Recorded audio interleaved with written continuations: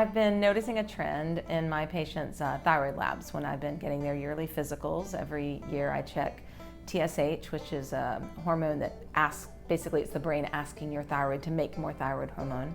And then I check the 4 versions of thyroid hormone that are accessible to us.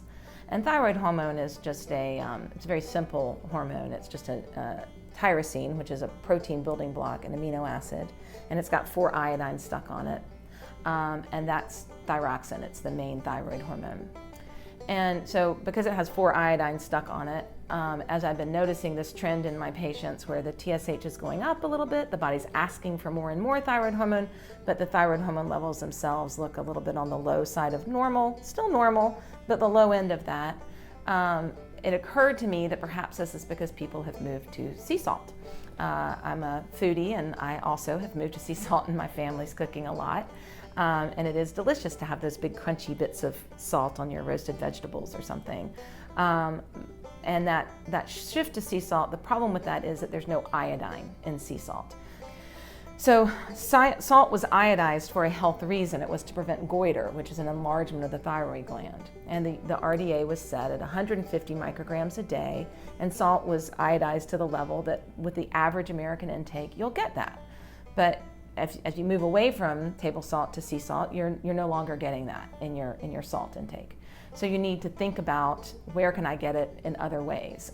It is in dairy products, so you can get it that way if you're not sensitive to dairy. It is in strawberries, navy beans, and sea vegetables. It's quite a lot in sea vegetables, so if you eat a lot of those, you're probably okay. But most of us don't. So if you're not doing that, you really should probably Google an iodine list, iodine-rich foods list, and see what you can add or tweak about your diet to make sure you're getting an adequate iodine intake.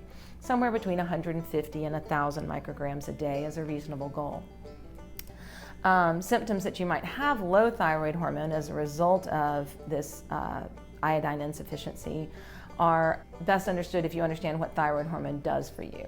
Thyroid hormone is kind of the big, everything's okay here, go signal to the body. So, mobilize your energy, metabolize that fat, get up and feel good, concentrate well. So when you don't have adequate thyroid, kind of all of those systems get dull. Your energy dulls, your mood dulls, so a low level depression is consistent with thyroid hormone deficiency. Your energy metabolism dulls, so you might feel cold, you might feel like, gosh, I just can't lose weight, or after exercise, I just don't feel good. You don't get that post-exercise rush, but it's a post-exercise crash. And kind of a general lack of wanna is the way I describe it. My friends call, I could go out to dinner, but I don't wanna. I could read that book, but I don't wanna. I could make a healthy dinner, but I don't wanna. That kind of general loss of vim is often associated with low thyroid hormone.